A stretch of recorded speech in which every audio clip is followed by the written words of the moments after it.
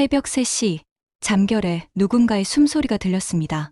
아니, 들린 게 아니라 느껴졌다는 게 맞을 거예요. 귀로 듣는 소리가 아니라 피부로 전해지는 그런 종류의 숨결이었죠. 눈을 뜨려 했지만 눈꺼풀은 납처럼 무겁고 온몸은 깊은 물속에 잠긴 것처럼 움직이지 않았어요. 그저 희미하게, 아주 희미하게 의식만이 깨어 있었습니다. 누구지? 생각이 거기까지 미치는 순간 어둠 속에서 무언가가 다가왔어요. 뜨겁고 묵직한 체온, 술 냄새, 거친 숨소리, 그리고 말로 표현할 수 없는 충격이 온몸을 관통했습니다. 저는 그날 밤 아무 말도 하지 못했어요. 입을 열려 해도 목소리는 나오지 않았고 몸을 움직이려 해도 힘은 들어가지 않았죠. 마치 꿈과 현실 사이 어딘가에 갇혀버린 것처럼 저는 그저 그 순간을 온몸으로 받아들일 수밖에 없었습니다. 새벽이 밝아올 무렵 조용히 눈을 떴을 때 방 안은 고요했어요. 옆에 누워있던 그 사람은 이미 일어나 나갔고 침대 시트는 구겨진 채로 남아 있었습니다. 저는 한참을 그 자리에 누워 천장만 바라봤어요. 이게 꿈이었을까? 아니었습니다. 온몸에 남은 감각이 축축하게 젖은 아랫도리가 떨리는 손끝이 모두 말해주고 있었어요. 이건 현실이었다고. 그날 이후 저는 아무렇지 않은 척 일상을 이어갔습니다. 딸에게도 사위에게도 누구에게도 말하지 않았어요. 아니, 말할 수가 없었죠. 어떻게 말해야 할까요? 그날 밤 내 남편이 나를 이라고요? 입 밖으로 꺼내는 순간 모든 게 무너질 것만 같았습니다. 그래서 묻었어요. 가슴 깊은 곳에, 누구도 꺼내지 못할 곳에 꽁꽁 숨겨놓았습니다. 하지만 이상했어요. 시간이 지날수록 그날 밤의 기억은 희미해지는 게 아니라 더 선명해졌습니다. 잠들기 전이면 어김없이 그 순간이 떠올랐고 사위의 얼굴을 볼 때마다 가슴 한구석이 덜컥 내려앉았어요. 그 사람은 정말 몰랐던 걸까? 술에 취해 아무것도 기억 못하는 걸까요? 아니면 기억하고 있지만 모르는 척하는 걸까요? 어느 쪽이든 저는 답을 알 수 없었습니다. 그리고 더 무서운 건 제 안에서도 뭔가 변하고 있다는 거였어요. 그날 밤 이후 저는 제가 누군지 모르겠어요. 65년을 살아온 송정혜라는 여자가, 딸을 키운 엄마가, 조용히 살아온 과부가 그 모든 정체성이 한순간에 흔들려 버렸습니다. 그리고 가장 두려운 건 그날 밤 제 몸이 보였던 반응이었어요. 저항하지 못한 게 아니라 어쩌면 저항하고 싶지 않았던 건 아닐까요? 새벽마다 잠에서 깨면 저는 이불을 꽉 움켜쥐고 눈을 감습니다. 그리고 속으로 묻죠. 그 사람도 기억하고 있을까요? 엄마, 나 오늘 동창들이랑 1박 2일로 여행 가는데 민수가 회식이라 늦는데 아기 좀 봐줄 수 있어? 딸 지민이의 목소리는 언제나처럼 밝고 다급했습니다. 전화를 받는 순간 저는 벌써 가방을 챙기고 있었어요. 안 된다고 말할 수 있는 엄마가 아니었으니까요. 그래, 금방 갈게. 걱정 말고 다녀와. 고마워, 엄마. 아기 분유랑 기저귀는 다 준비돼 있어. 내일 점심쯤 들어올게. 전화를 끊고 외투를 걸치는데 문득 거울에 비친 제 모습이 낯설게 느껴졌습니다. 65세. 머리엔 하얀 머리카락이 섞여 있고 얼굴엔 세월의 흔적이 고스란히 새겨져 있었죠. 언제부턴가 저는 송정혜가 아니라 지민이 엄마로만 불렸어요.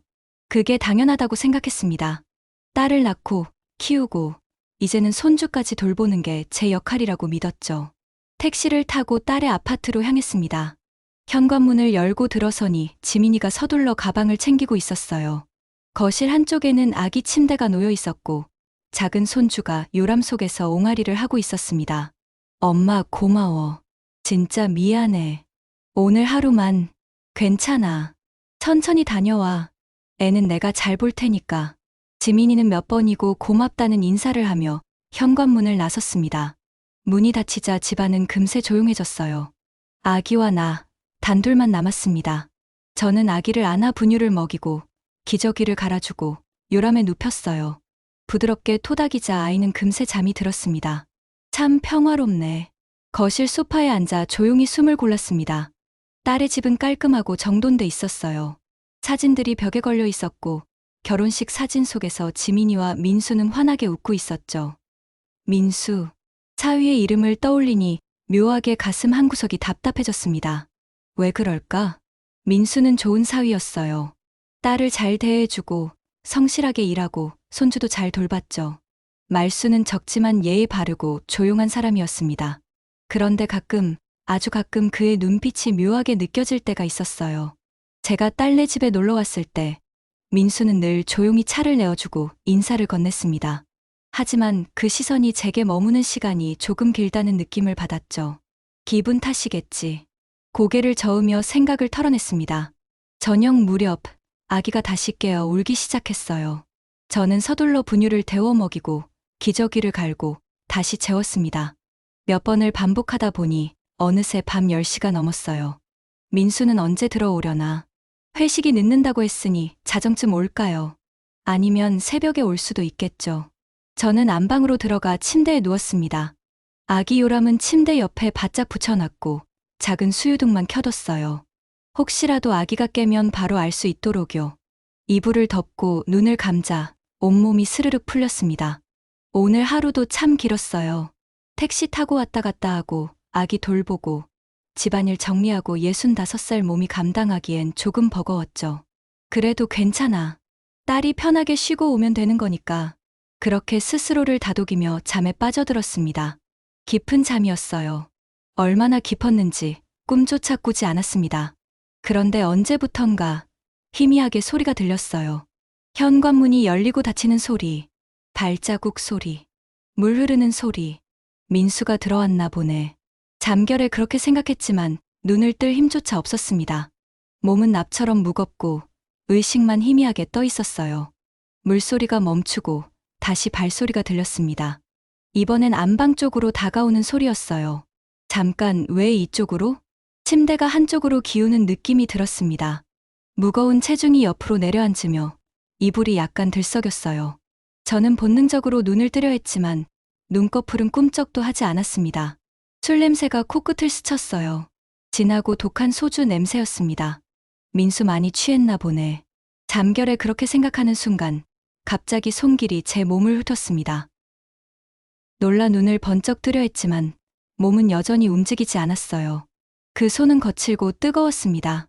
이불 위로 허리를 타고 어깨를 지나며 점점 더 깊숙이 파고들었어요. 안 돼, 이건. 입을 열려 했지만 목소리는 나오지 않았습니다. 몸을 움직이려 했지만 사지는 마비된 것처럼 꿈쩍도 하지 않았어요. 그리고 다음 순간 뜨겁고 단단한 무언가가 제 아래를 거칠게 밀어냈습니다. 으윽, 작은 신음이 목구멍에서 새어나왔지만 그것만으로도 저는 온 힘을 다했어요. 하지만 이미 늦었습니다.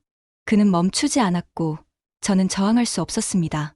근데 왜 아까부터 이상하게 마음이 조용하지가 않죠? 깊은 잠에 빠져있던 제 몸은 갑자기 밀려드는 충격에 움찔했습니다. 뜨겁고 단단한 무언가가 아래를 거칠게 밀어내는 순간 숨이 막혔어요. 눈을 뜨려 했지만 눈꺼풀은 여전히 무겁게 감겨 있었고 입을 벌리려 해도 목소리는 나오지 않았습니다. 이게 무슨... 정신은 깨어 있는데 몸은 말을 듣지 않았어요. 마치 가위 눌린 것처럼, 아니 그보다 더 깊은 무력감 속에 갇혀버린 기분이었습니다. 온몸이 납덩이처럼 무겁고 손가락 하나 까딱할 수 없었어요.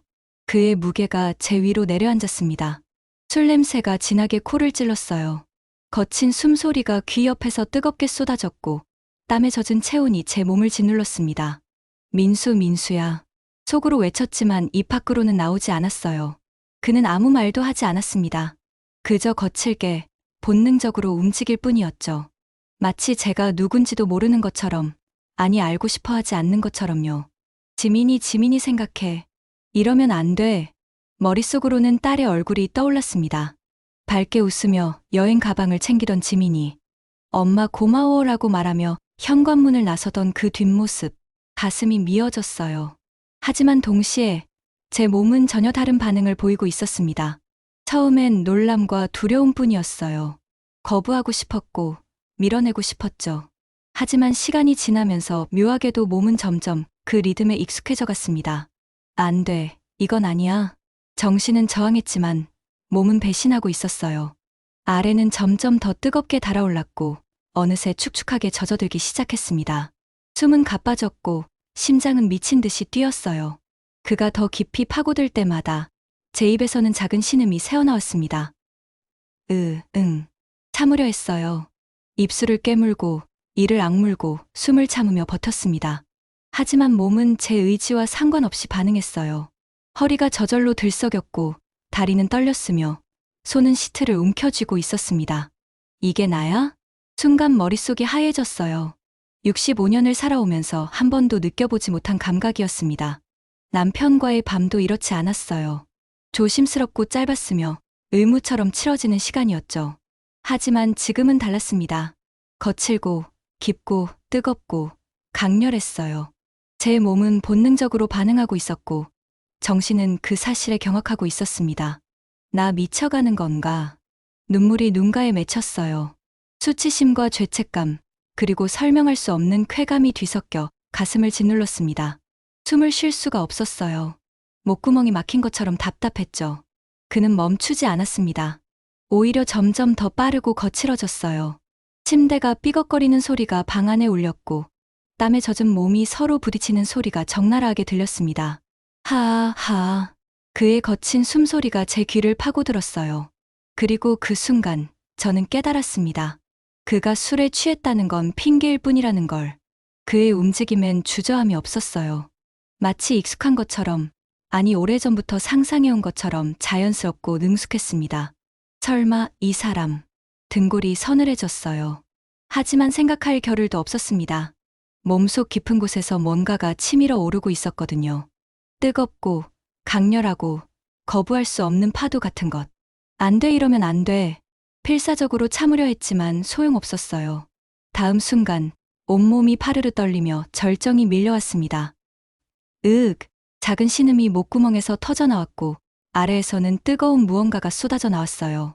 마치 물이 터진 것처럼 주체할 수 없이 넘쳐 흘렀습니다. 부끄러웠어요.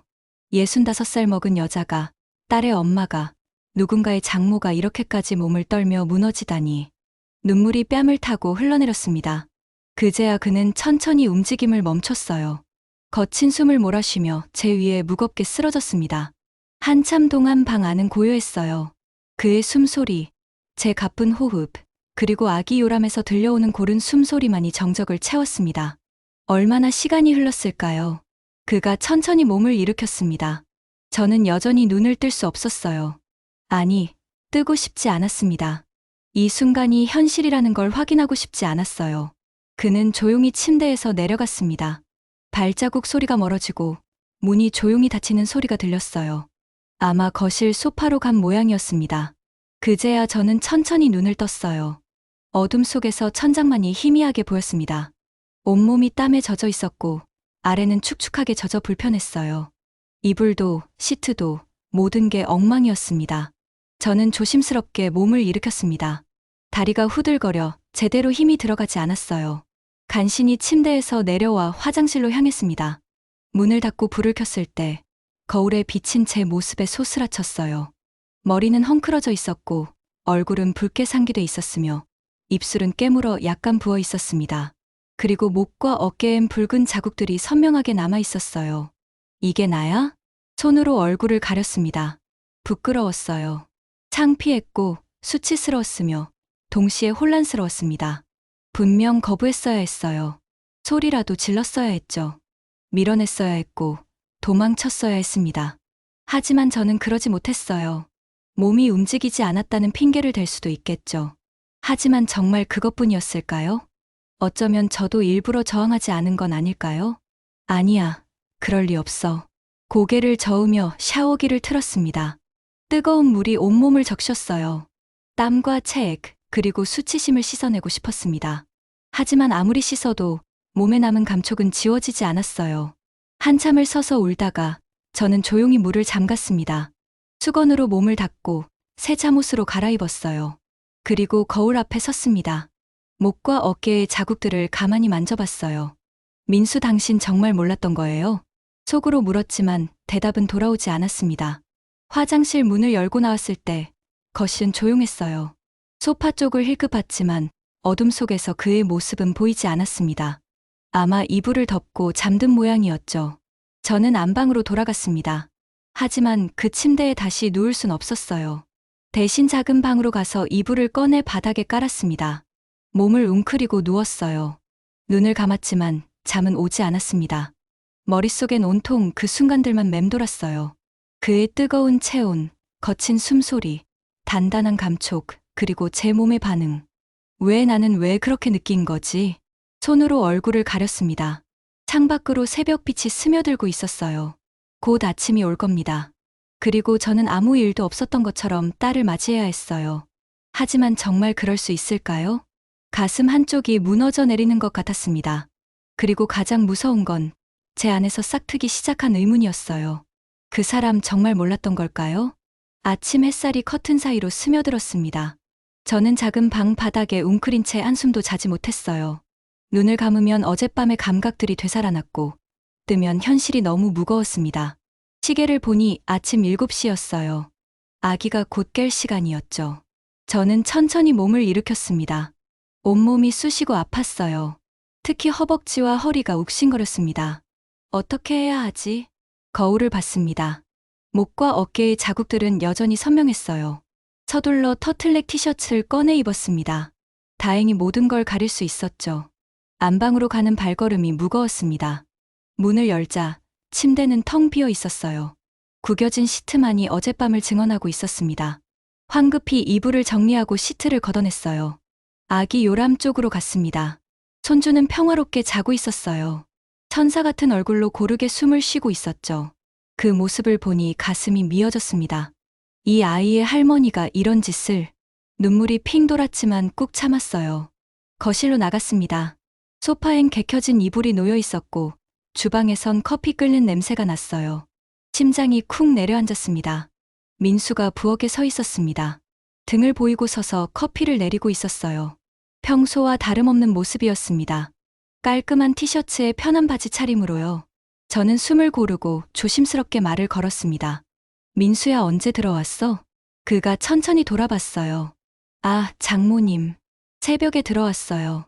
회식이 너무 늦어져서요. 불편하셨죠? 죄송해요. 담담한 목소리였습니다. 너무나 자연스러웠어요. 마치 정말 아무 일도 없었다는 듯이요. 저는 그의 얼굴을 빤히 쳐다봤습니다. 눈빛을 살폈어요. 흔들림이 있는지, 회피하는 기색이 있는지 확인하려 했죠. 하지만 민수는 태연했습니다. 오히려 제 눈을 똑바로 보며 물었어요. 어젯밤 잘 주무셨어요? 아기 때문에 힘드셨을 텐데. 응, 괜찮았어. 목소리가 떨렸습니다. 민수는 커피 잔을 건네며 말했어요. 커피 드세요. 아기 깨면 제가 볼 테니까 좀 쉬세요. 고마워. 잔을 받아들었지만 손이 떨려 커피가 살짝 출렁였어요. 민수는 그걸 봤을까요? 아무 말도 하지 않았습니다. 그는 다시 부엌으로 가서 토스트를 굽기 시작했어요. 저는 소파에 앉아 그의 뒷모습을 바라봤습니다. 정말 기억 못하는 거야? 아니면 머릿속이 복잡했어요. 술에 취했다면 기억이 없을 수도 있죠. 하지만 어젯밤 그의 움직임은 너무 선명했어요. 주저함도 혼란도 없었습니다. 마치 의도된 것처럼. 설마, 그럴 리 없어. 고개를 저었습니다. 민수는 좋은 사위였어요. 딸을 사랑하고 아기를 아끼고 성실하게 사는 사람이었죠. 그런 사람이 장모를 상상조차 하기 싫었습니다. 아기가 울음을 터뜨렸어요. 제가 볼게요. 민수가 재빠르게 안방으로 향했습니다. 저는 그대로 소파에 앉아 커피 잔만 들여다봤어요. 김이 모락모락 피어올랐지만 한 모금도 마실 수 없었습니다. 잠시 후 민수가 아기를 안고 나왔어요. 기저귀 갈아야 할 것 같은데 장모님 좀 도와주실래요? 그래. 일어나 안방으로 갔습니다. 민수는 능숙하게 아기를 침대에 눕히고 기저귀를 준비했어요. 저는 옆에서 젖은 물티슈를 건네줬죠. 그 순간 민수의 손이 제 손을 스쳤습니다. 전기가 흐르는 것 같았어요. 저는 화들짝 놀라 손을 움찔했고 물티슈가 바닥에 떨어졌습니다. 괜찮으세요? 민수가 물었어요. 저는 황급히 물티슈를 주우며 대답했습니다. 응, 미끄러웠나 봐. 조심하세요. 민수는 다시 아기에게 집중했어요. 하지만 저는 느꼈습니다. 그 짧은 순간 그의 손이 제 손에 머문 시간이 조금 길었다는 걸요. 우연일까요? 아니면 아니야. 내가 너무 예민해진 거야. 스스로를 다독였지만 가슴 한쪽은 여전히 불안했습니다. 기저귀를 갈고 분유를 먹이고 아기를 재우는 동안 저희는 거의 말을 하지 않았어요. 침묵만이 방 안을 가득 채웠죠. 점심 무렵 현관문이 열렸습니다. 다녀왔어요. 딸 지민이의 밝은 목소리가 들렸어요. 저는 황급히 거실로 나갔습니다. 지민이는 가방을 내려놓으며 환하게 웃고 있었어요. 엄마, 고생 많았지. 아기 잘 있었어? 응, 잘 있었어. 여행은 어땠어? 너무 좋았어.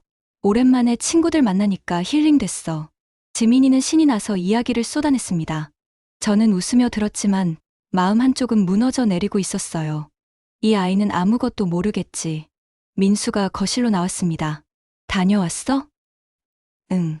아기 어땠어? 잘 있었어. 장모님이 다 봐주셨어. 엄마 정말 고마워. 지민이가 제 손을 꽉 잡았어요. 그 따뜻한 손길이 가슴을 찔렀습니다. 미안해, 지민아. 눈물이 핑 돌았지만 꾹 참았어요. 괜찮아. 당연한 거지. 이제 집에 가볼게. 벌써. 점심이라도 먹고 가지, 그래? 아니야. 집에 일이 좀 있어서. 그래? 그럼 조심히 가. 진짜 고마워, 엄마. 지민이가 안아줬습니다. 저는 딸을 꼭 껴안으며 눈을 감았어요. 그리고 민수를 힐끗 봤습니다. 그는 멀찍이 서서 저를 바라보고 있었어요. 그 눈빛이 묘했습니다. 무표정했지만 뭔가 숨기고 있는 것 같았어요. 저는 황급히 시선을 피하고 가방을 챙겼습니다.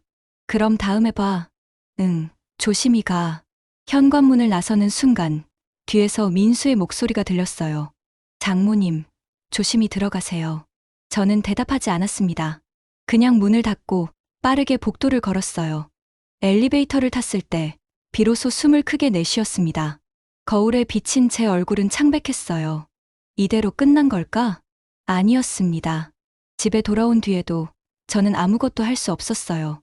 소파에 앉아 멍하니 천장만 바라봤습니다. 샤워를 해도 밥을 먹어도 TV를 봐도 머릿속엔 온통 어젯밤의 기억뿐이었죠. 그리고 가장 무서운 건 제 안에서 자꾸만 떠오르는 질문이었습니다. 민수 정말 기억 못하는 거야? 아니면 일부러 모르는 척하는 거야? 그리고 더 무서운 건 나는 왜 아무 말도 하지 못한 거지? 밤이 깊어갈수록 혼란은 커져갔어요. 창밖을 보니 달이 떠 있었습니다. 어젯밤과 똑같은 달이었죠. 저는 무릎을 끌어안고 조용히 중얼거렸습니다. 이대로 묻어둘 순 없어요. 나도 인간이니까요. 그 말이 무엇을 의미하는지 저도 정확히 알 수 없었습니다. 하지만 한 가지는 확실했어요. 이대로 끝낼 순 없다는 것, 진실을 알아야 한다는 것, 그리고 제 안에서 무너져 내리고 있는 이 감정들을 정리해야 한다는 것. 저는 천천히 눈을 감았습니다. 그리고 결심했어요. 다음에 민수를 만나면 물어보기로요. 그날 밤 정말 기억 못하세요? 일주일이 흘렀습니다. 그 사이 저는 딸에게 몇 번 연락을 받았어요. 엄마 괜찮아. 요즘 뭐해? 같은 안부였죠. 저는 괜찮다고, 별일 없다고 대답했습니다. 하지만 밤마다 잠을 이루지 못했어요. 눈을 감으면 그날 밤이 되살아났고, 눈을 뜨면 천장만 빤히 쳐다봤습니다. 식욕도 없었고, 아무것도 하고 싶지 않았어요. 그러던 어느 날, 딸에게서 전화가 왔습니다. 엄마, 이번 주 토요일에 우리 집에서 저녁 먹자. 민수가 고기 굽겠대. 심장이 쿵 내려앉았습니다. 토요일. 응. 엄마 요즘 안 좋아 보이던데 맛있는 것 좀 먹어야지. 올 수 있지? 거절할 수 없었어요. 그래. 갈게. 좋아. 그럼 토요일 저녁 6시에 와. 전화를 끊고 나니 손이 떨렸습니다. 민수를 다시 만나는 거야. 일주일 만에 마주하는 자리였습니다. 과연 저는 태어날 수 있을까요? 그를 보고도 아무렇지 않은 척할 수 있을까요?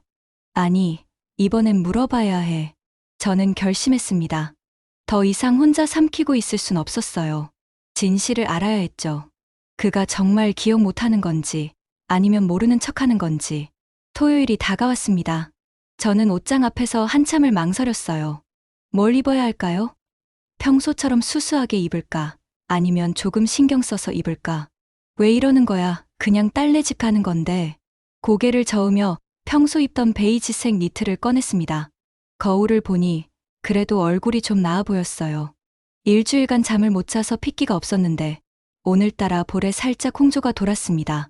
긴장해서 그런가 가방을 챙기고 집을 나섰어요. 딸의 아파트 앞에 도착했을 때 심장이 빠르게 뛰었습니다. 초인종을 누르기 전에 깊게 숨을 들이마셨어요. 괜찮아. 나는 엄마야. 지민이 엄마. 그것만 생각하면 돼. 초인종을 눌렀습니다. 엄마 왔어? 지민이의 밝은 목소리가 들렸고 문이 열렸어요. 어서 와요. 민수 지금 고기 굽고 있어. 들어서니 발코니 쪽에서 연기가 피어오르고 있었습니다. 민수가 앞치마를 두르고 고기를 굽고 있었어요. 장모님 오셨어요? 곧 다 구워질 거예요. 밝은 목소리였습니다. 저는 조심스럽게 대답했어요. 응. 고생이 많네. 민수가 돌아봤습니다. 그 순간 우리의 시선이 마주쳤어요. 1초, 2초, 3초. 짧은 순간이었지만 영원처럼 느껴졌습니다. 민수의 눈빛엔 뭔가 있었어요. 무표정한 얼굴 뒤에 숨겨진 말로 표현할 수 없는 감정 같은 것이요. 저는 황급히 시선을 피했습니다. 엄마, 여기 앉아. 아기 좀 봐줄래? 지민이가 아기를 안겨줬어요. 손주를 안고 소파에 앉으니 마음이 조금 진정됐습니다. 아기의 따뜻한 체온이 제 가슴을 안정시켜줬어요. 저녁 식사가 시작됐습니다. 민수가 구운 삼겹살, 지민이가 준비한 쌈채소, 그리고 된장찌개. 평범한 저녁 식탁이었죠. 엄마, 많이 먹어. 요즘 살 빠진 것 같던데. 응, 고마워. 고기를 한 점 집어 먹었지만 목으로 넘어가지 않았어요. 억지로 삼키고 물을 한 모금 마셨습니다. 민수가 말했어요. 장모님, 입맛이 없으신가 봐요. 제가 쌈 싸드릴게요. 아니야, 괜찮아. 됐어요. 제가 할게요. 민수는 상추에 고기를 올리고 쌈장을 발라서 제 앞에 내밀었습니다. 손가락이 제 손을 스쳤어요. 다시 그 전기 같은 느낌이었습니다. 저는 화들짝 놀라 쌈을 받아들었고 민수는 태연하게 미소 지었어요. 맛있게 드세요. 응. 입에 넣었지만 맛을 느낄 수 없었습니다. 기계적으로 씹고 삼키고 다시 물을 마셨어요. 지민이는 눈치채지 못했습니다. 밝게 웃으며 이런저런 이야기를 했죠. 회사 이야기, 아기 이야기, 날씨 이야기. 저는 적당히 맞장구를 쳤지만 머릿속은 온통 민수뿐이었어요. 그는 자연스러웠습니다. 너무나 자연스럽게 고기를 구웠고 지민이와 농담을 주고받았으며 아기를 안아 올렸어요. 마치 정말 아무 일도 없었던 것처럼요. 정말 기억 못하는 걸까? 저는 조용히 그를 관찰했습니다. 말투, 표정, 행동 모든 게 평소와 똑같았어요. 하지만 가끔, 아주 가끔 제 쪽을 볼 때면 눈빛이 달랐습니다. 묘하게 깊고 무언가를 숨기고 있는 것 같은 눈빛이었어요. 식사가 끝나고 지민이가 설거지를 하러 부엌으로 갔습니다. 엄마는 쉬고 있어. 내가 할게. 저와 민수, 그리고 아기만 거실에 남았어요. 민수가 아기를 재우고 있었습니다. 부드럽게 토닥이며 자장가를 흥얼거렸죠. 저는 소파에 앉아 그 모습을 지켜봤어요. 좋은 아빠네. 하지만 동시에 그날 밤에 거친 모습이 떠올랐습니다. 온몸을 짓누르던 무게, 귓가를 스치던 거친 숨소리, 아래를 파고들던 뜨거운 감촉. 장모님. 민수가 불렀어요. 응. 요즘 안색이 안 좋으신 것 같아요. 어디 아프세요? 걱정하는 듯한 목소리였습니다. 저는 천천히 대답했어요. 아니야, 그냥 잠을 잘못 자서 그래. 왜요? 무슨 일 있으세요? 민수가 제 쪽으로 다가왔습니다. 소파 맞은편에 앉으며 제 눈을 똑바로 쳐다봤어요. 심장이 빠르게 뛰었습니다. 별일 아니야. 정말요? 혹시 제가 도와드릴 일 있으면 말씀하세요. 괜찮아. 장모님. 민수의 목소리가 낮아졌습니다. 혹시 저 때문에 그러세요? 숨이 멎었어요. 저는 그를 빤히 쳐다봤습니다. 민수도 제 눈을 피하지 않았어요. 무슨 말이야? 그날 밤 말이에요. 심장이 터질 것 같았습니다. 저 너무 늦게 들어가서 불편하게 해드린 거 아닌가 싶어서요. 아, 그거. 안도의 한숨이 새어나왔습니다. 괜찮아.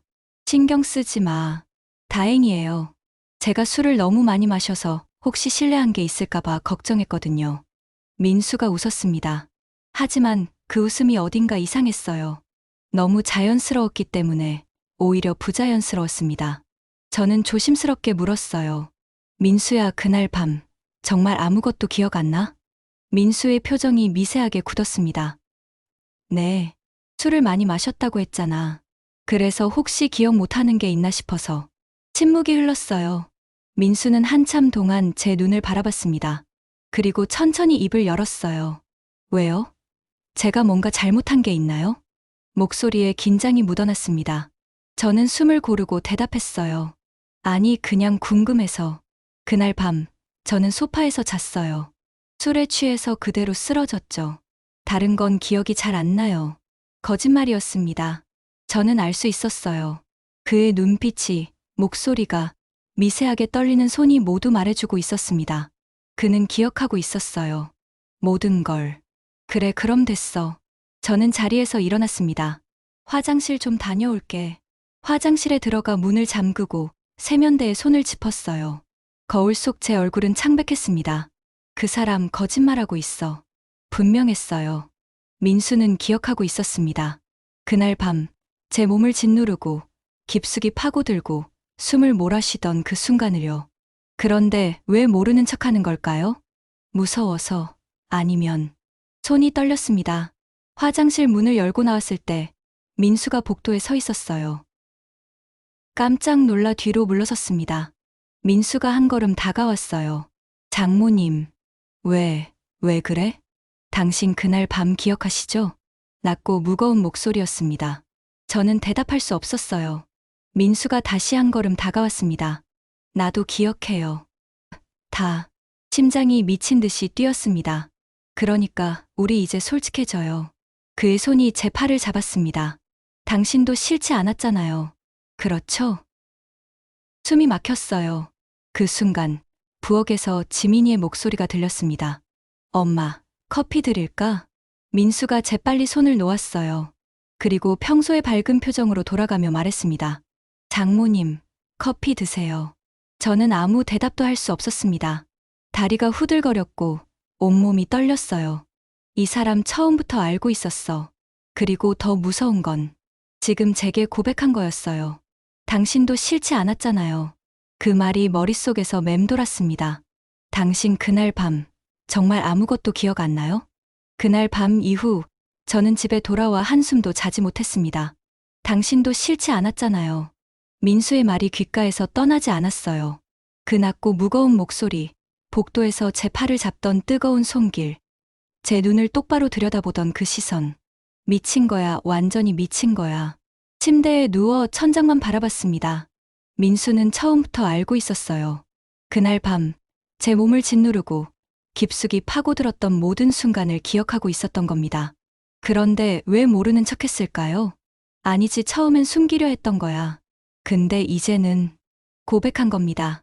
자신도 기억한다고, 그리고 제가 거부하지 않았다는 걸 알고 있다고요. 안 돼, 이건 정말 안 돼. 손으로 얼굴을 가렸습니다.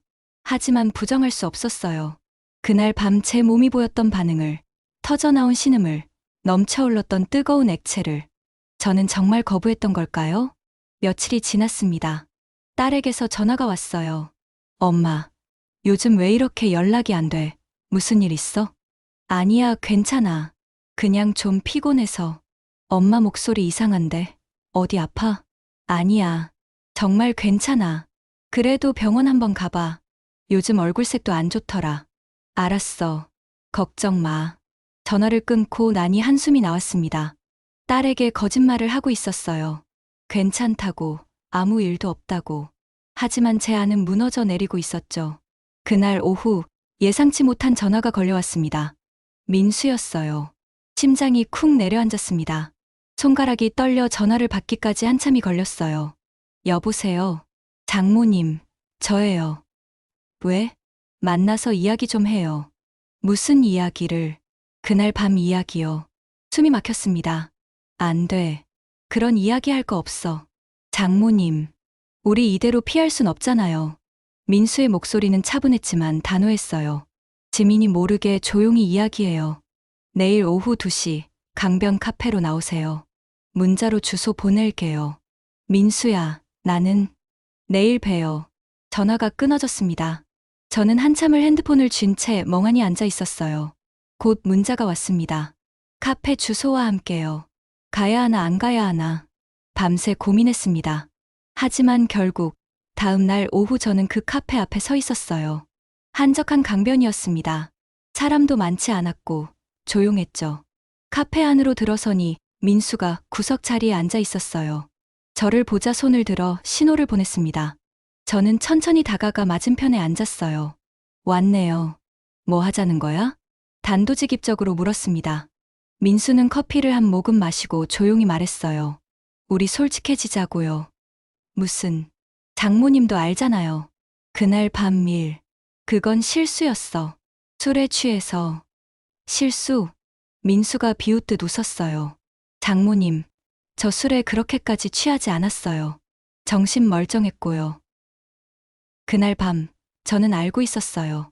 누가 침대에 누워 있는지, 그게 누군지요. 심장이 터질 것 같았습니다. 그럼 왜냐고요? 민수가 몸을 앞으로 기울이며 말했어요. 오래전부터 그러고 싶었거든요. 뭐, 장모님, 전 당신을 오래전부터 봐왔어요. 손이 떨렸습니다. 민수는 계속 말을 이어갔어요. 처음 지민이 집에 데려갔을 때부터요. 당신은 조용했고, 수줍어했고, 말수가 적었죠. 근데 그게 묘하게 끌렸어요. 그만해. 시간이 지날수록 더 그랬어요. 당신이 차를 내어줄 때, 밥을 차려줄 때, 제 옷을 만져줄 때마다 계속 생각났어요. 너 지금 무슨 소리 하는 거야? 목소리가 커졌습니다. 주변 사람들이 쳐다봤고, 저는 황급히 목소리를 낮췄어요. 너 제정신이야? 나는 내 장모야. 지민이 엄마라고. 알아요. 그래서 참았죠. 몇 년을 참았어요. 민수의 눈빛이 어두워졌습니다.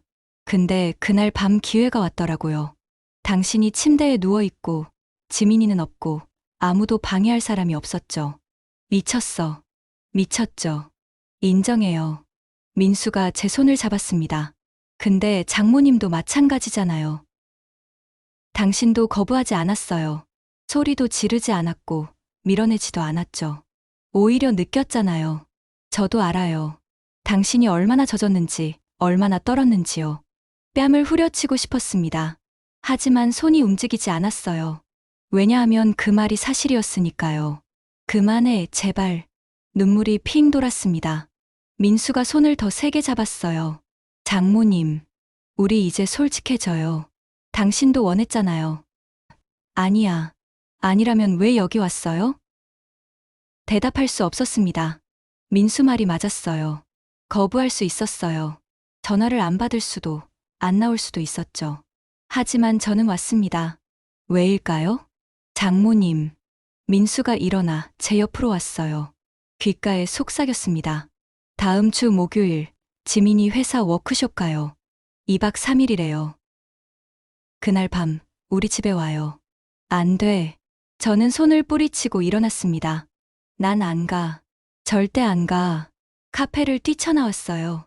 뒤에서 민수가 부르는 소리가 들렸지만 돌아보지 않았습니다. 집으로 돌아와 문을 잠그고 소파에 주저앉았어요. 온몸이 떨렸습니다. 이 사람 정말 위험해. 민수는 계획적이었어요. 처음부터 의도했고 지금도 계속하려는 거였죠. 그리고 더 무서운 건 제 안에서 꿈틀거리는 무언가였습니다. 안 돼. 가면 안 돼. 절대로. 하지만 머릿속으로는 계속 떠올랐어요. 목요일. 지민이 없는 밤. 민수와 단둘이. 안 돼. 소리를 질렀지만 가슴은 이미 빠르게 뛰고 있었습니다. 며칠 후 딸에게서 전화가 왔어요. 엄마, 나 다음 주 목요일부터 워크숍 가. 2박 3일인데 아기 좀 봐줄 수 있어? 심장이 멎는 줄 알았습니다. 목요일? 응. 회사에서 가는 거라 꼭 가야 해. 민수도 있긴 한데 혼자 아기 보기 힘들 것 같아서. 부탁해도 될까? 나는. 엄마, 딸의 목소리가 걱정스러워졌어요. 저는 숨을 고르고 대답했습니다. 알았어. 갈게. 정말. 고마워, 엄마. 전화를 끊고 핸드폰을 떨어뜨렸어요. 왜 그랬어? 거절할 수 있었어요. 아프다고, 바쁘다고 핑계를 댈 수 있었죠. 하지만 저는 그러지 않았습니다. 그날 밤, 민수에게서 문자가 왔어요. 목요일에 봬요. 기다릴게요. 저는 문자를 읽고, 지우고, 다시 읽었습니다. 그리고 답장은 하지 않았어요. 하지만 마음속으로는 알고 있었습니다. 목요일에 저는 그곳에 갈 거라는 걸. 그렇게까지 해서라도 나를 무너뜨리고 싶었어요. 목요일이 다가왔습니다. 그 사이 저는 매일 밤 악몽에 시달렸어요. 민수의 얼굴이, 목소리가, 그날 밤의 감각이 끊임없이 저를 괴롭혔죠. 가지 말아야 해, 절대 가면 안 돼. 머리로는 알고 있었습니다. 하지만 마음 한편에선 이미 결정이 난 것 같았어요. 목요일 아침, 딸에게서 전화가 왔습니다. 엄마, 오늘 저녁 6시쯤 올 수 있어? 응. 고마워. 민수도 집에 있을 거야. 아기 잘 부탁해. 전화를 끊고 거울을 봤습니다. 초췌한 얼굴이었어요. 며칠 동안 제대로 먹지도 자지도 못했으니까요. 하지만 오늘따라 볼에 홍조가 돌았습니다. 긴장해서 그런 거야. 그냥 긴장. 옷장을 열었습니다. 뭘 입어야 할까요? 평소처럼 수수하게. 아니면 손이 멈췄어요. 옷장 구석에 걸려있던 원피스가 눈에 들어왔습니다. 몇 년 전 딸이 선물해 준 거였는데 한 번도 입지 않았었죠. 너무 화려하다고 생각했거든요. 베이지색 니트 원피스였습니다. 몸에 살짝 붙는 디자인이었어요. 왜 이걸 꺼냈지? 고개를 저으며 다시 넣으려다가 멈췄습니다. 그리고 천천히 꺼내 몸에 대어봤어요. 거울 속 제 모습이 낯설었습니다. 아니야, 이건 너무... 하지만 결국 저는 그 원피스를 입었습니다. 거울을 보니 생각보다 잘 어울렸어요. 65살 치고는 몸매가 유지된 편이었고 원피스가 그걸 더 도드라지게 만들었죠.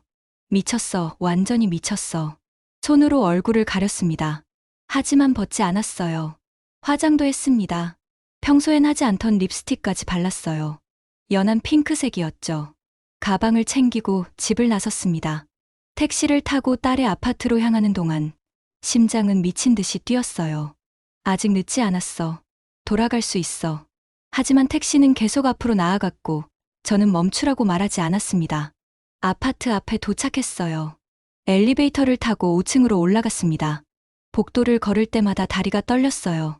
초인종을 누르기 전에 깊게 숨을 들이마셨습니다.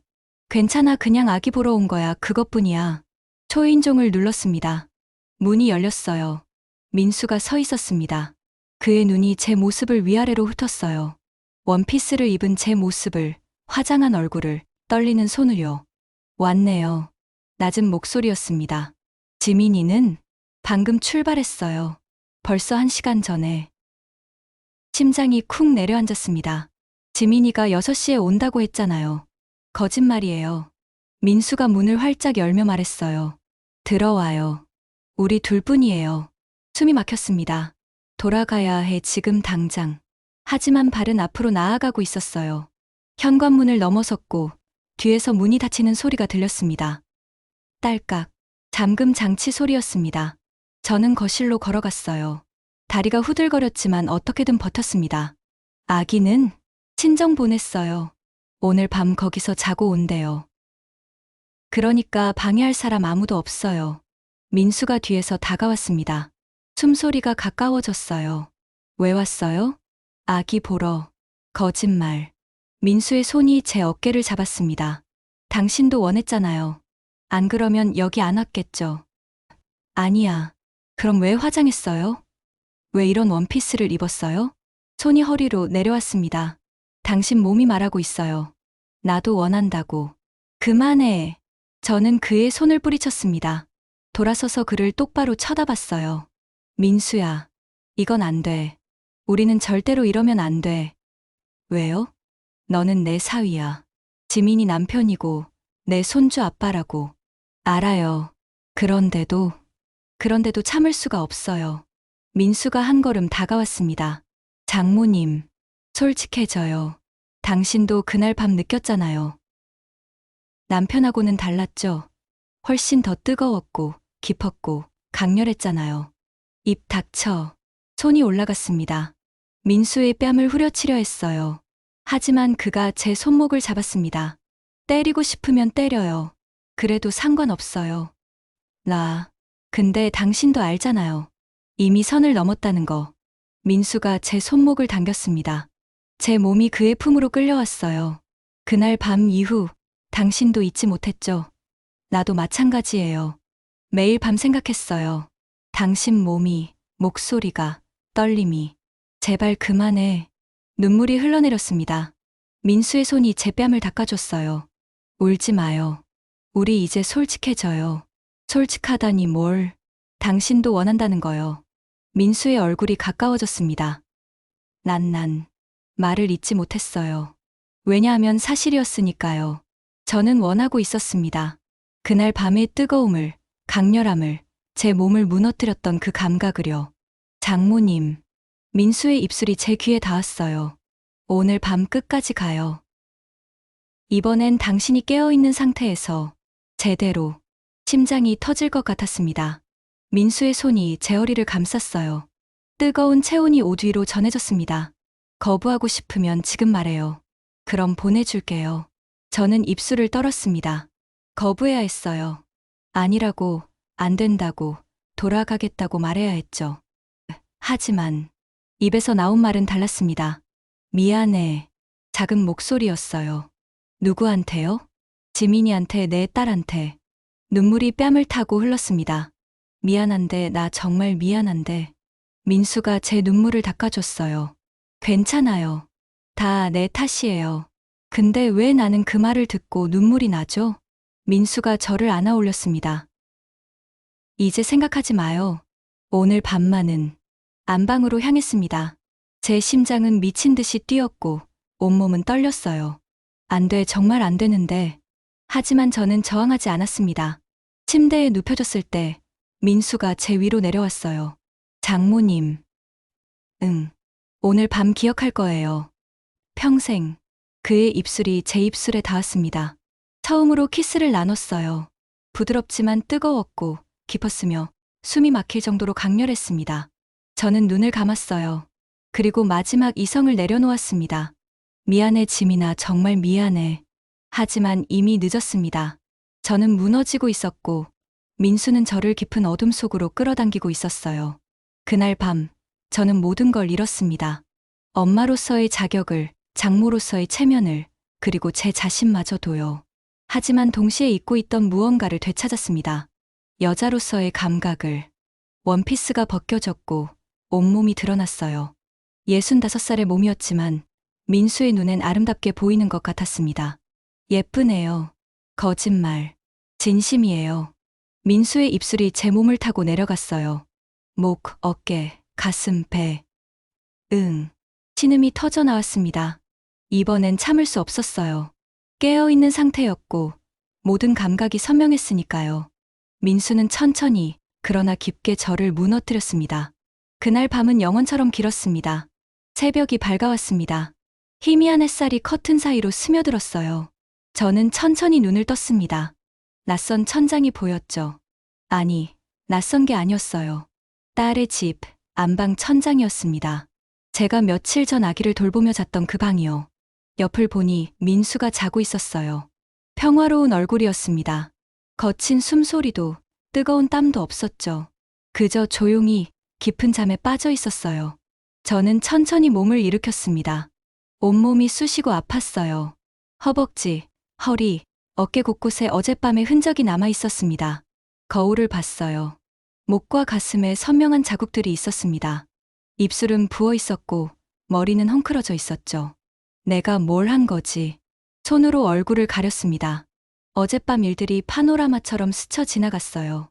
민수의 키스, 뜨거운 손길, 제 몸을 파고든 강렬한 감각, 그리고 제가 내질렀던 신음들, 터져나온 눈물들, 본능적으로 흔들렸던 허리. 작은 신음이 새어나왔습니다. 부끄러웠어요. 창피했고 수치스러웠으며 동시에 후회가 밀려왔습니다. 지민아, 엄마가 미안해. 눈물이 흘러내렸습니다. 조용히 옷을 주워 입었어요. 구겨진 원피스는 더 이상 예쁘지 않았습니다. 그저 죄책감의 증거일 뿐이었죠. 거실로 나왔습니다. 소파에 앉아 핸드폰을 봤어요. 딸에게서 문자가 와 있었습니다. 엄마, 워크숍 재밌어.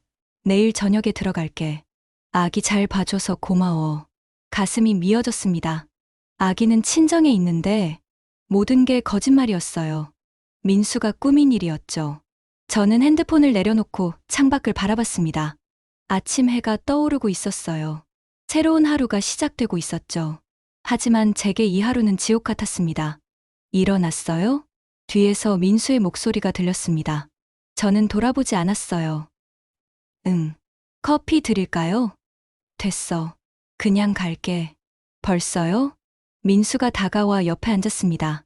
조금 더 있다 가요. 아침이라도 먹고. 배 안 고파. 장모님. 민수의 손이 제 손을 잡았어요. 저는 화들짝 놀라 손을 뺐습니다. 이제 그만해요. 뭐요? 이런 거 다. 우리 더 이상 이러면 안 돼요. 민수는 한참 저를 바라보다 조용히 말했습니다. 후회해요? 당연하죠. 그럼 왜 왔어요? 왜 거부하지 않았어요? 그건 대답할 수 없었습니다.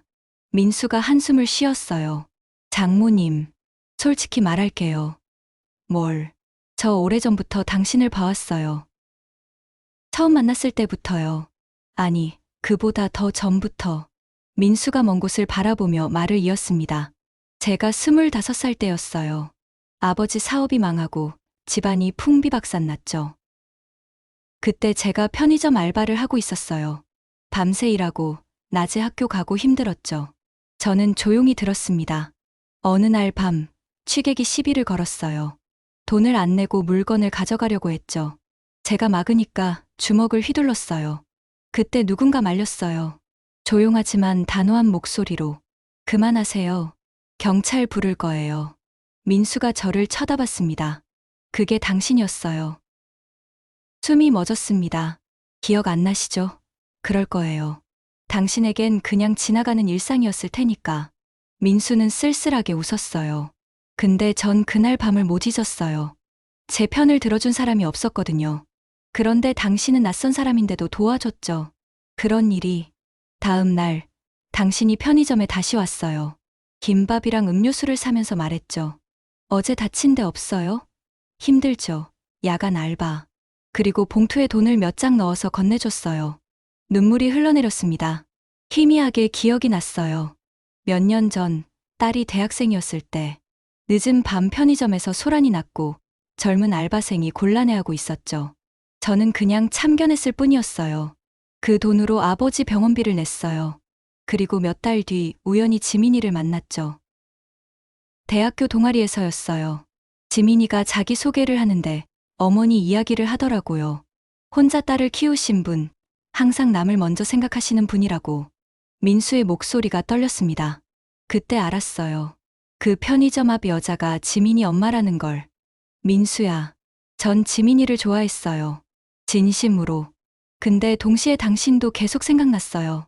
지민이 집에 갈 때마다, 당신을 볼 때마다 마음 한편이 흔들렸죠. 그만해요. 미안해요. 전 나쁜 놈이에요. 지민이를 사랑하면서도 당신을 원했으니까. 민수가 제 손을 다시 잡았습니다. 근데 참았어요. 몇 년을 참았죠. 그날 밤까지는요. 그날 밤, 당신이 침대에 누워있는 걸 봤을 때 이성이 끊어졌어요. 오래 참았던 게 터진 거죠. 민수의 눈에 눈물이 맺혔어요. 장모님, 전 당신을 사랑해요. 안 돼. 알아요. 안 되는 거 알아요. 근데 어쩔 수가 없어요. 저는 손을 뿌리쳤습니다. 일어서서 가방을 챙겼어요. 난 가요. 그리고 다시는 이러지 마요. 장모님, 이건 사랑이 아니에요. 그냥 잘못된 감정일 뿐이에요. 그럼 당신은요? 당신도 느꼈잖아요. 어젯밤에. 그것도 잘못된 감정인가요? 대답할 수 없었습니다. 저는 돌아서서 현관으로 향했어요.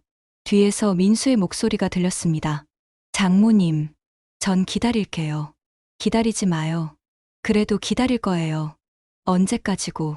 문을 열고 나왔습니다. 복도는 조용했어요. 엘리베이터를 타고 내려가는 동안 눈물이 멈추지 않았습니다. 집에 돌아와 샤워를 했습니다. 뜨거운 물로 온몸을 씻었지만 몸에 남은 감촉은 지워지지 않았어요. 민수의 손길, 입맞춤, 뜨거운 체온. 그리고 그가 한 고백. 전 당신을 사랑해요. 사랑이라니. 고개를 저었습니다. 이건 사랑이 아니었어요. 잘못된 집착이고 금지된 욕망이며 무너져선 안 될 선이었죠. 하지만 제 가슴은 왜 이렇게 두근거리는 걸까요? 며칠 후 딸에게서 전화가 왔습니다. 엄마, 오늘 우리 집 와서 저녁 먹자. 너무 오랜만에 못 봤잖아. 지민아. 응. 엄마가 미안해. 왜? 무슨 일 있어? 아니야, 그냥. 좋은 딸 낳아줘서 고마워. 엄마 갑자기 왜 그래? 무슨 일 있어? 없어. 그냥 사랑한다. 전화를 끊고 창밖을 바라봤습니다. 딸을 만나러 가야 했어요. 그리고 민수도 볼 거였죠. 이제 어떻게 해야 하지? 답은 없었습니다. 하지만 한 가지는 확실했어요. 저는 이미 돌이킬 수 없는 강을 건넜다는 것. 그리고 민수도, 저도 이제 평범한 관계로는 돌아갈 수 없다는 것을요. 그날 밤 모텔에서 당신이 내 손을 잡지 않았다면 난 또 도망쳤을 거예요. 당신이 내 손을 잡아줘서 지금 여기 있는 거예요. 한 달이 흘렀습니다. 그 사이 저는 딸네 집을 몇 번 방문했어요. 하지만 민수와는 제대로 눈도 마주치지 않았습니다. 지민이가 있는 자리에서 저희는 평범한 장모와 사위처럼 행동했죠. 예의 바르게 인사하고 필요한 말만 하고 적당한 거리를 유지했어요. 하지만 시선이 마주칠 때면 알 수 있었습니다. 그날 밤이, 그 고백이 우리 사이에 여전히 남아있다는 걸요. 어느 날 저녁, 딸이 제게 말했습니다. 엄마, 요즘 왜 이래? 뭔가 달라진 것 같은데. 그래. 응. 예전보다 말수가 줄었어. 무슨 고민 있어? 아니야. 나이 먹으니까 그런가 봐. 지민이는 제 손을 잡았어요. 엄마, 힘든 일 있으면 말해. 나도 이제 어른이잖아. 그 따뜻한 손길이 가슴을 찔렀습니다. 말할 수 있을까, 내 남편과 내가. 입술을 깨물었어요. 절대 말할 수 없었습니다. 영원히 가슴에 묻어야 할 비밀이었죠. 괜찮아. 엄마, 괜찮아. 정말? 응. 지민이는 행복하게 살아. 그게 엄마한테 제일 중요한 거야. 딸이 저를 안아줬습니다. 저는 딸을 꼭 껴안으며 눈을 감았어요. 눈물이 나올 것 같았지만 꾹 참았습니다. 미안해, 정말 미안해. 그날 밤, 집으로 돌아와 짐을 정리하기 시작했습니다. 이제 떠나야 해. 결심했어요. 더 이상 여기 있으면 안 될 것 같았습니다. 딸 곁에 있으면, 민수를 마주치면 저는 또다시 무너질 것 같았거든요. 시골에 작은 집이 있었어요. 몇 년 전 남편 보험금으로 산 집이었죠. 그곳으로 가기로 했습니다. 짐을 싸는데 딸에게서 전화가 왔어요.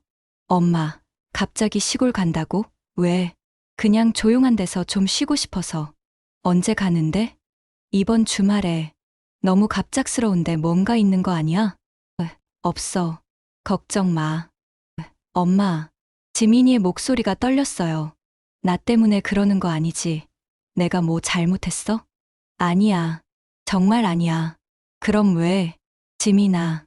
저는 깊게 숨을 들이마셨습니다. 엄마도 이제 엄마 인생을 살고 싶어. 너는 내 가정 꾸렸고, 이제 엄마도 나를 위한 시간을 가지려고. 엄마 나이가 벌써 65이야. 이제 내가 좋아하는 것도 해보고, 조용히 쉬기도 하고, 그렇게 살고 싶어. 전화 너머로 딸의 흐느낌이 들렸어요. 엄마 잘못한 거 있으면 말해. 내가 고칠게. 아니야. 넌 잘못한 거 없어. 너무 잘해줬어. 그럼 왜 우는 것 같아? 울지 않아. 그냥 목소리가 원래 이래. 거짓말이었습니다. 저는 울고 있었어요. 딸에게 들키지 않으려 목소리를 가다듬으며 눈물을 훔치며 말하고 있었죠. 자주 올게. 한 달에 한 번은 꼭 올 거야. 약속이야? 응, 약속이야. 전화를 끊고 주저앉았습니다. 바닥에 앉아 한참을 울었어요. 소리 없이, 조용히, 가슴이 터질 것처럼 울었습니다. 미안해 지민아, 엄마가 정말 미안해. 주말이 왔습니다. 이사 짐을 실은 작은 트럭이 도착했어요. 많지 않았습니다. 옷가지 몇 벌, 책 몇 권, 사진 몇 장. 딸이 와서 도와줬습니다. 엄마, 이것도 가져가? 응, 그건 내 어렸을 때 사진이야. 꼭 챙겨야지. 나 이렇게 작았어? 그럼. 엄마 품에 쏙 들어올 정도였지. 지민이가 사진을 보며 웃었어요. 하지만 곧 눈물을 닦았습니다. 엄마, 정말 가는 거야? 응. 자주 올 거지? 그럼. 한 달에 한 번은 꼭. 주말마다 와도 돼. 너도 바쁜데 그냥 편할 때 와. 지민이가 저를 껴안았어요. 사랑해, 엄마. 나도 사랑해. 그때 민수가 왔습니다. 차에서 내려 멀찍이 서 있었어요. 저와 눈이 마주쳤습니다. 그의 눈빛엔 슬픔이 있었어요. 장모님. 응. 건강하세요. 너도. 짧은 대화였습니다. 하지만 그 안에 담긴 감정은 말로 표현할 수 없었죠. 민수가 한 걸음 다가왔습니다. 지민이는 트럭에서 짐을 정리하고 있었어요. 우리만 볼 수 있는 거리였죠. 장모님. 뭐, 후회하세요? 대답하지 않았습니다. 민수가 작게 웃었어요. 전 후회 안 해요. 단 한 번도. 민수야. 네. 지민이 잘 챙겨줘. 아프게 하지 말고. 알아요. 그리고 저는 천천히 말을 이었습니다. 날 잊어. 민수의 표정이 굳었어요. 그건 못해요. 있어야 해. 우린 잘못 만난 거야. 잘못이라고 생각 안 해요. 전 당신을 사랑했어요. 진심으로. 그 사랑은 있어선 안 될 사랑이야. 민수는 한참 저를 바라보다 고개를 끄덕였습니다. 알아요. 근데 그래도 사랑했어요. 그거 하나만 기억해 주세요. 전 당신을 진심으로 사랑했다는 거. 저는 아무 대답도 하지 않았습니다. 그저 고개를 돌리고 트럭으로 향했어요. 엄마, 다 싫었어. 이제 출발해. 응. 가자. 트럭에 올라탔습니다. 창밖으로 딸과 민수가 손을 흔들고 있었어요. 저도 손을 흔들며 웃었습니다. 억지로 만든 미소였지만 딸에게는 들키고 싶지 않았어요. 트럭이 출발했습니다. 뒤를 돌아봤어요. 점점 작아지는 딸의 모습, 그리고 그 옆에 서 있는 민수. 민수는 움직이지 않고 서 있었습니다. 제가 보이지 않을 때까지 그 자리에 서서 저를 바라보고 있었죠. 저는 천천히 고개를 돌렸습니다. 그리고 창밖을 바라봤어요. 눈물이 흘러내렸지만 닿지 않았습니다. 그냥 흐르는 대로 두었어요. 이게 맞는 거겠지. 시골집에 도착했습니다. 작고 조용한 집이었어요. 마당엔 봄꽃이 피기 시작하고 있었고 바람은 따뜻했습니다. 짐을 풀고 방에 앉았어요. 창밖으로 보이는 풍경은 평화로웠습니다. 이제 새로운 시작이야. 스스로에게 말했습니다. 하지만 가슴 한편엔 여전히 남아 있었어요. 그날 밤의 뜨거움, 민수의 고백, 금지된 사랑의 여운이요. 핸드폰이 울렸습니다. 문자였어요. 민수에게서 온 거였죠. 장모님, 행복하세요. 전 여기서 기다릴게요. 언제까지고. 저는 문자를 읽고 한참을 그대로 앉아 있었습니다. 지울까, 답장할까 고민하다가 그냥 뒀어요. 지우지도, 답장하지도 않았습니다. 그리고 핸드폰을 내려놓고 창밖을 바라봤어요. 봄바람이 불어왔습니다. 꽃이 휘날렸고 새들이 지저귀고 햇살은 따뜻했어요. 저는 눈을 감았습니다. 이제 나를 사랑해야지. 65년을 살면서 늘 누군가의 엄마, 누군가의 아내, 누군가의 장모로만 살았어요. 하지만 이제는 달랐습니다. 송정이로 살고 싶었어요. 그 누구도 아닌 그냥 나로요. 창가에 놓인 화분에서 작은 새싹이 돋아나고 있었습니다. 초록빛 잎이 하나, 둘 펼쳐지는 걸 보며 저는 작게 웃었어요. 나도 다시 자랄 수 있을까? 대답은 없었습니다. 하지만 괜찮았어요. 천천히, 조용히, 제 속도대로 살아가면 되니까요. 그날 밤, 잠들기 전 마지막으로 핸드폰을 봤습니다. 민수의 문자는 여전히 그대로 있었어요. 전 여기서 기다릴게요. 언제까지고. 저는 작게 중얼거렸습니다. 기다리지 마요, 제발. 하지만 동시에 마음 한편에선 알고 있었어요. 저도 잊지 못할 거라는 걸. 그날 밤의 뜨거움을, 민수의 고백을, 제 몸이 느꼈던 강렬함을요. 하지만 그건 끝났어. 이제는 끝이야. 스스로에게 다짐하며 눈을 감았습니다. 창밖에 선 달이 떠 있었어요. 밝고 환한 달이었습니다. 이야기는 그렇게 끝났고 그 끝은 새로운 시작이었습니다. 금지된 사랑은 끝났지만 그 여운은 영원히 남을 것 같았어요. 송정의 65살. 저는 이제 처음으로 저 자신을 사랑하기 시작했습니다.